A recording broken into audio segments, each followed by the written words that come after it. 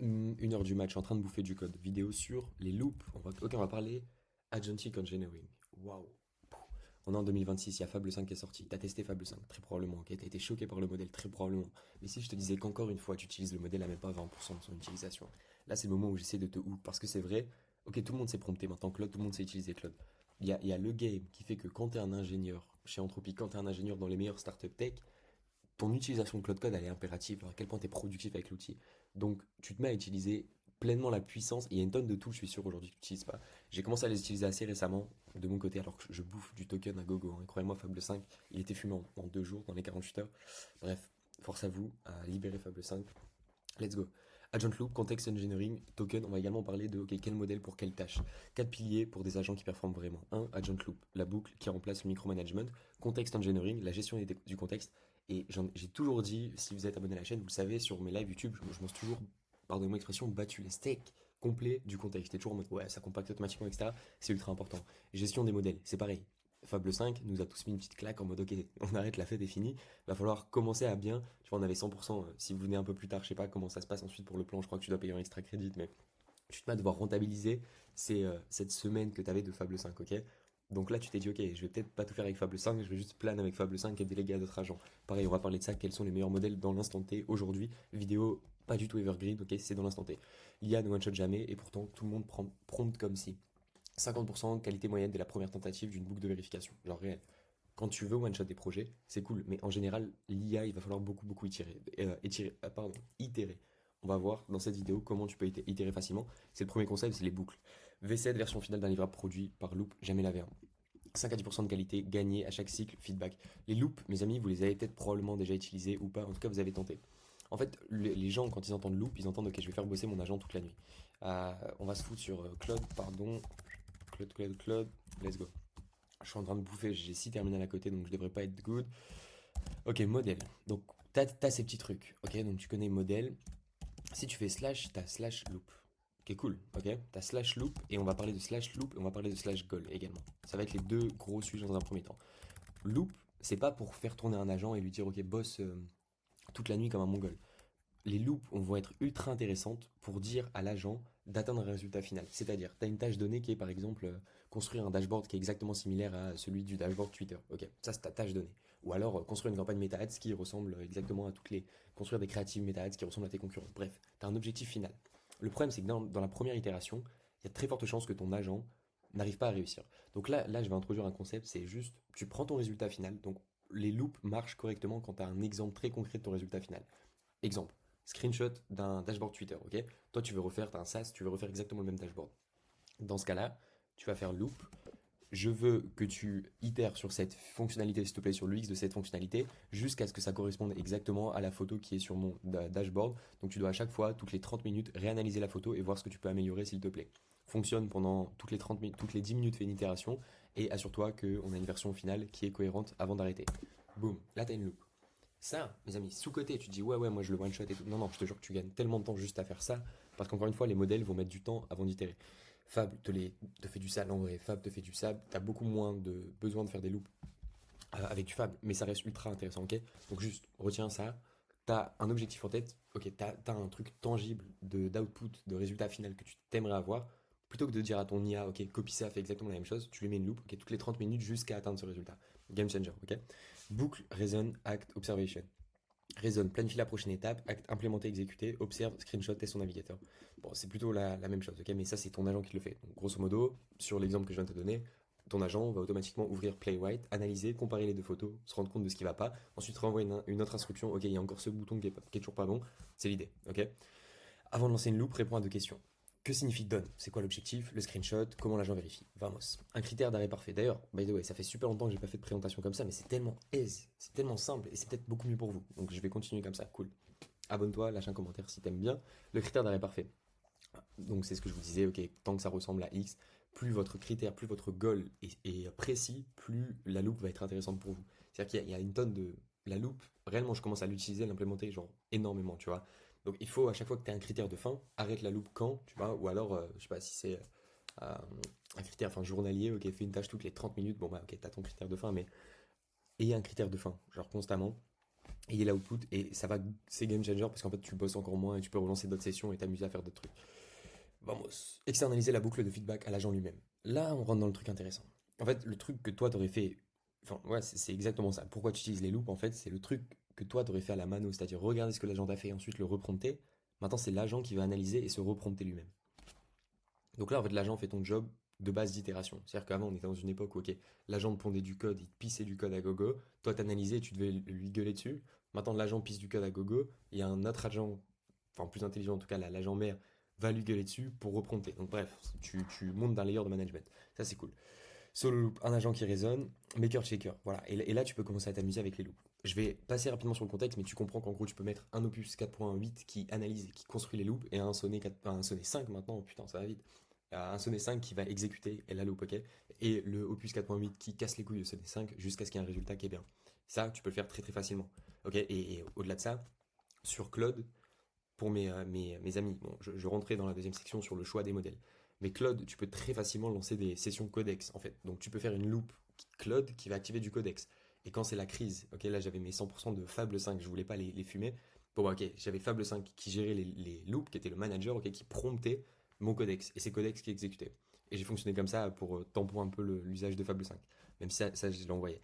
J'y reviens dans un instant parce que ça va être super intéressant. L'agent doit tester comme un utilisateur, pas relire son code. Ok.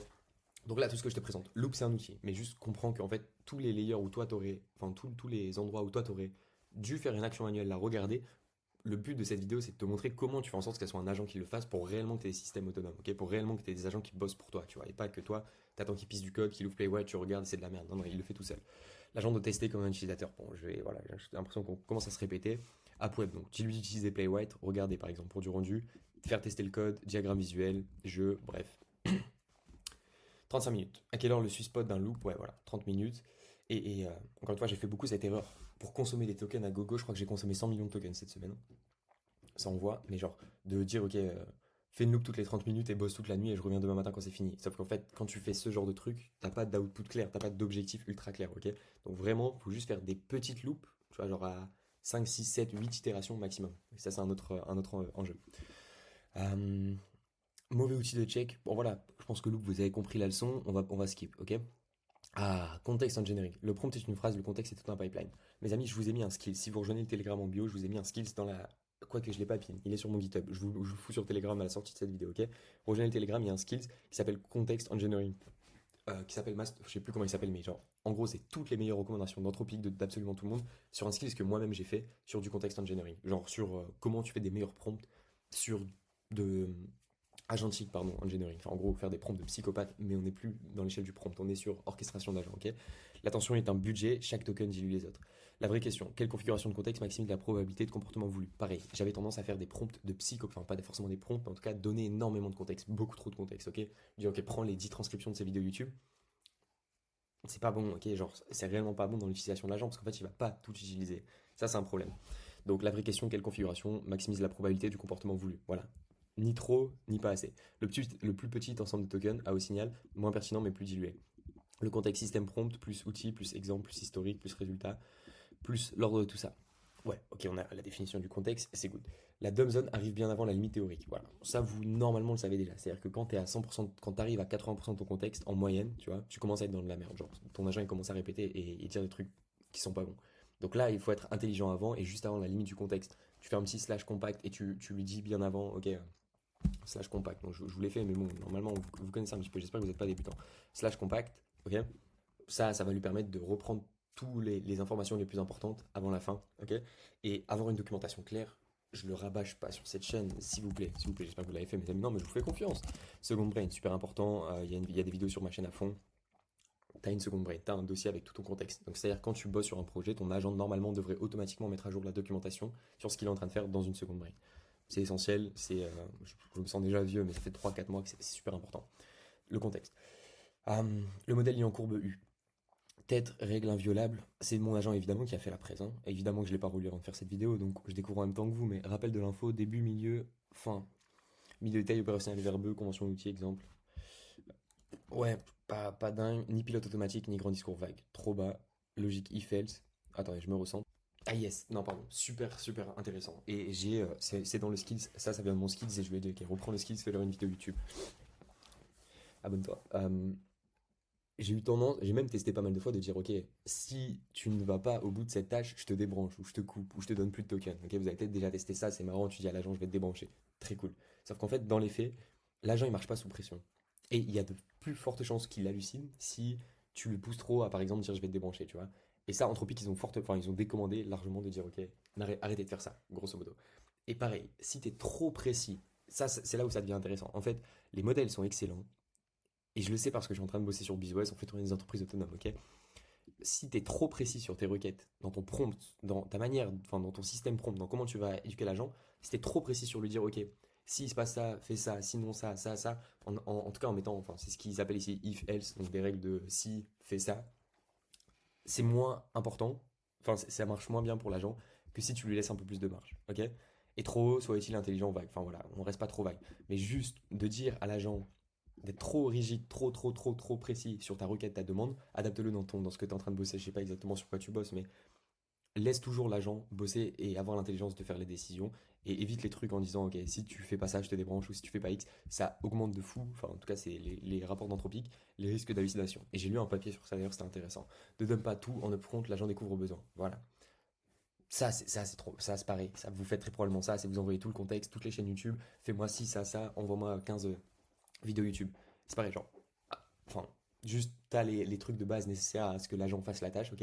Et ensuite, tu lui envoies au fur et à mesure. C'est-à-dire que, et vous connaissez la chaîne, normalement vous êtes abonné, mais moi je suis le genre de mec, ok, genre, fais 20 deep search sur ça, va faire X, en gros, t'envoies tout le contexte tout au début, tu dis one shot le, je reviens dans 1 heure, j'espère que c'est fini, tu vois. C'est pas le truc à faire. En gros, faut mieux lui envoyer un peu de contexte au début et le laisser itérer, le laisser chercher ce qu'il a besoin concrètement, et au fur et à mesure lui envoyer les informations par rapport à ce sur quoi il est en train de bosser. Combo, CLI, MCP. Plus token efficient, le CLI donne l'accès, le skill, comment l'utiliser. Bon, CLI, vous connaissez, MCP, c'est de la merde. Enfin, il y a encore pas mal de MCP, mais le CLI, c'est le top. Et skills, j'en reviens toujours à ça, mais faites des putains de bons skills pour vous. Je vous donne les miens, ils sont exceptionnels, mais ça sera jamais aussi bien que si toi, tu faisais tes skills, ok?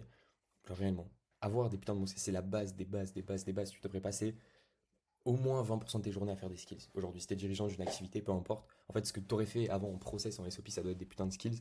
Tu vois, réellement, parce que tout ce que tu fais manuellement, genre en process, en fait, tes skills, ça doit être des process. Donc, vraiment, passe du temps à faire des skills, c'est super important. Compaction, mémoire externe, le contexte durable, vie hors fenêtre, compacter. Résume l'historique en gardant la boucle des nains, jeter les gros tools output, recolle d'abord. Note.md, todo.md, mémoire fichier. Donc c'est ce que je vous disais un petit peu précédemment. C'est ok, avant que la fenêtre de contexte soit à 80%, on va compacter. Ok, donc compacter toujours avant. Et ça, node.md, todo.md, mémoire fichier, c'est la seconde brain. Donc constamment, tu dois insister avec ton agent. Normalement, tu as un Cloud MD qui le dit. Je vous recommande de mettre dans votre Cloud MD ou de mettre dans votre environnement.md. À chaque fois que tu fais une tâche, enfin, documente la tâche constamment dans la seconde brain. Ok, seconde brain, si tu veux, c'est juste un gros dossier. Moi, je l'ai sur Obsidian juste là, qui est tout le temps ouvert et tous mes agents sont connectés. Un gros dossier où il y a tout le contexte de tes agents, de tes projets, que en .md. Ok, donc toujours dire à ton agent, documente, s'il te plaît, parce que le jour où il perd son contexte, il va relire ça en premier. Question de compréhension dans une conversation, ça va être car. Ok, petite note, petit tip sur mes petits side hacks. By the way, je l'utilise de plus en plus. Ok, t'es en train de bosser, il y a ton agent qui bosse, c'est chiant. By the way, slash goal, c'est pas trop mal aussi. En gros, c'est quand tu sais que tu vas bosser longtemps sur un projet, tu lui donnes un output final comme ça, il perd jamais la vision. Ok.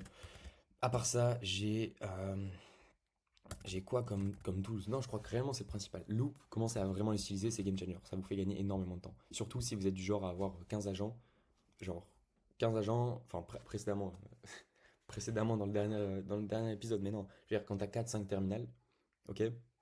Moi j'étais du genre à, ok, je fais le terminal, je vois l'output, et en fait au final j'ai arrêté de regarder vraiment l'output. Tu vois, en mode, t'es pas concentré sur un seul terminal, donc t'as 5-6 terminals qui sont ouverts à droite à gauche, et donc au final tu regardes jamais vraiment l'output d'un terminal où tu le jettes à droite à gauche. Donc le fait de mettre des loops avec un objectif, genre passer du temps à définir exactement l'objectif de l'agent, ça va être game changer pour vous, je vous le garantis. Très cool. Gestion des modèles. Ah, là on y vient. Comment t'optimises ton argent? Comment tu fais, enfin, j'allais dire plus de cash, non, comment t'économises du cash concrètement?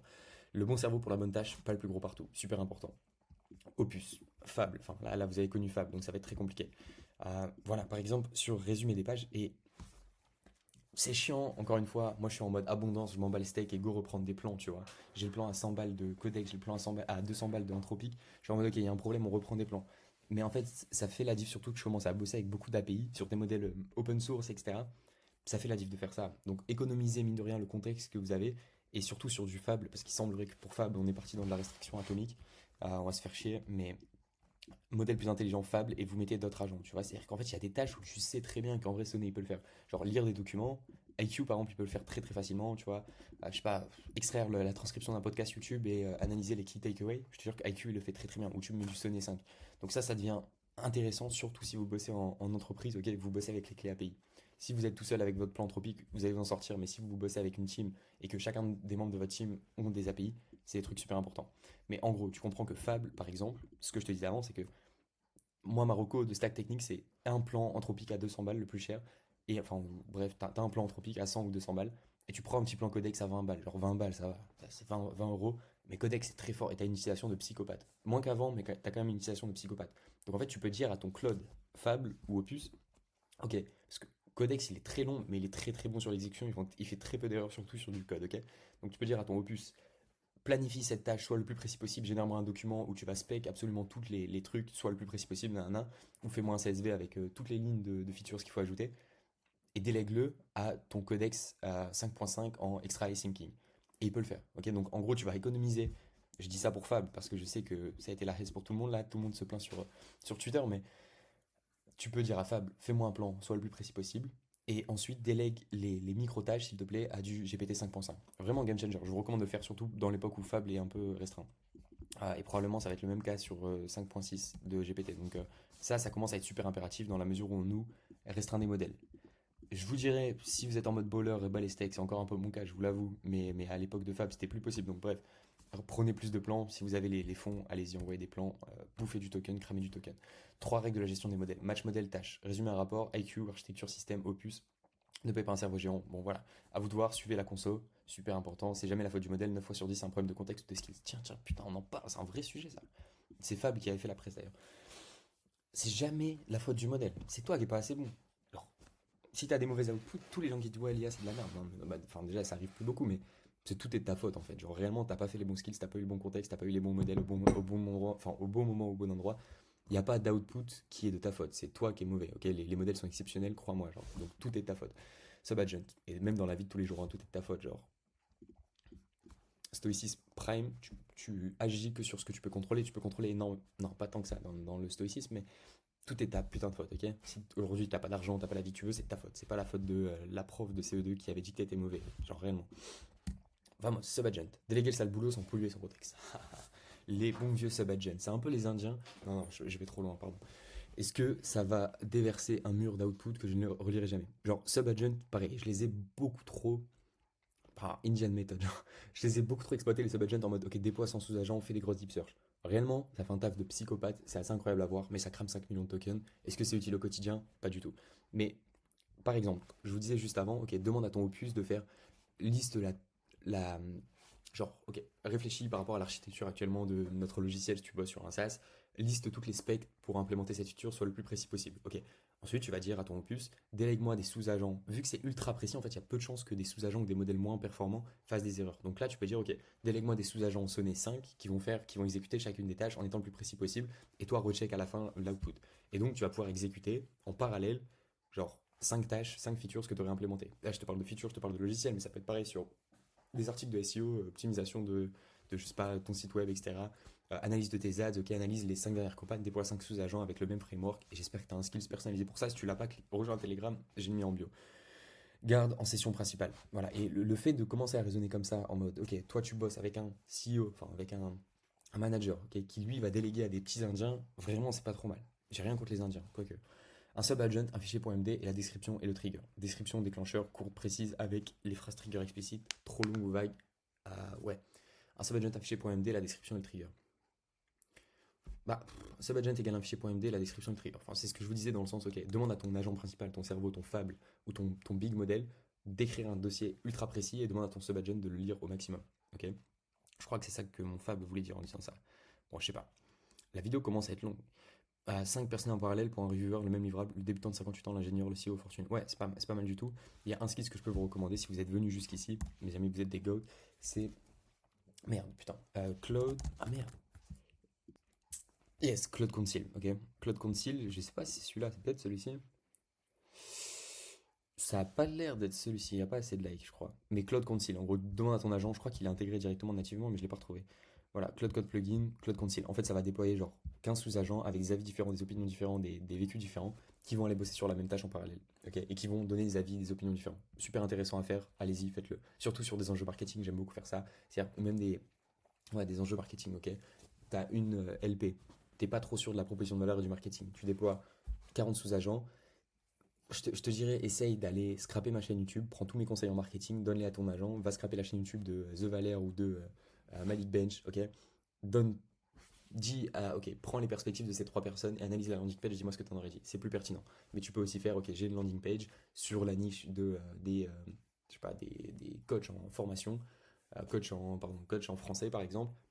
Ok, bon, bah, tu vas dire utilise Cloud Council et déploie 20 sous-agents qui sont des profs de français complètement différents dans leurs opinions politiques, dans leur expérience, etc.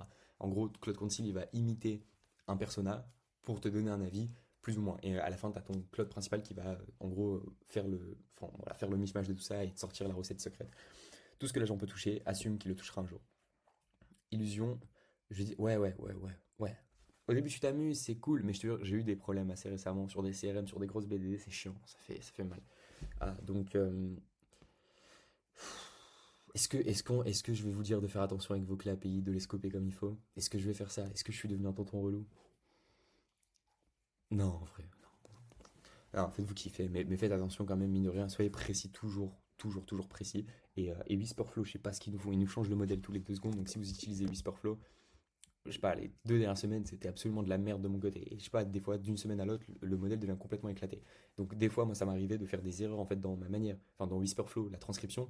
Évidemment, je relis pas mes transcriptions Whisperflow, et donc ça envoie des mots random, et donc ton agent prend des trucs random. C'est très chiant, j'ai pas de solution contre ça. Si ce n'est, on croise les doigts, Whisperflow, arrêtez de nous péter les couilles à réduire vos coûts, merci. Un agent proactif, c'est toujours le pourquoi, jamais menacé. Bon, je vous l'ai dit juste avant, arrêtez de dire tu seras débranché si tu ne performes pas. Voilà, je vais arrêter. Chaque bug devient un upgrade permanent.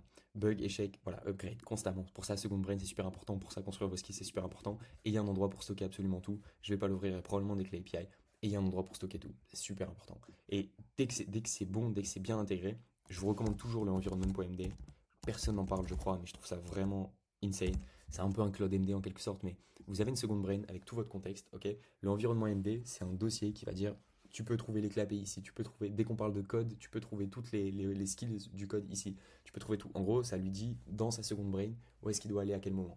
Et ça, c'est super important. Et constamment dans votre cloud MD, dites-lui, mets à jour la docu, mets à jour la docu. Surtout si vous bossez sur des grosses code base avec principalement des agents, code base ou autre, mais des gros projets, principalement des agents. Ok, ayez un cloud MD pour le pôle marketing, ayez un cloud MD pour le pôle sales, ayez un cloud MD pour tout, avec à chaque fois vos recommandations, vos skills, vos tout. C'est super important. Et dites à votre agent, putain, update-moi ça, update-moi ça, update-moi ça. Parce qu'en fait, quand tu bosses avec 3 4 5 6 sessions cloud en parallèle, bon bah il y a un bon moment où tu te perds et toi t'arrêtes de regarder en fait. Et si toi tu regardes plus, il faut absolument que ça soit documenté quelque part. On y vient, 23 minutes, je pensais pas qu'elle allait être aussi longue. Les règles à retenir. Loop, ok.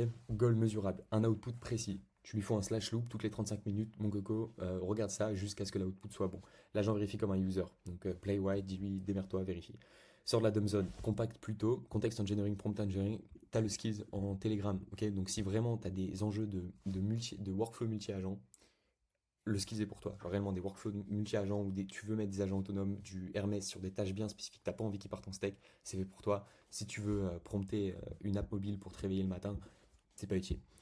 Structure en U, j'ai pas compris non plus, désolé. Smart Boss, Opus Orchestre, genre ça commence à l'implémenter surtout à l'époque de Fab. Putain, mes amis, Fab. Subagent dès qu'un mur d'output menace ton contexte. Hmm.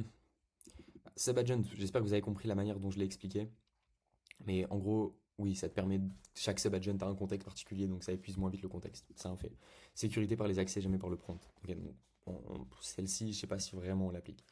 Pour creuser, vous avez tout ça. Mes amis, fin de vidéo. Les styles le pull. Abonnez-vous. Abonnez-vous. Telegram en bio, il y a pas mal de skills. Et c'est cool. Next level, les gars. Réellement, parce que, ok, tu t'es senti beaucoup plus productif quand tu as découvert que tu pouvais ouvrir 3 terminaux Cloud Code.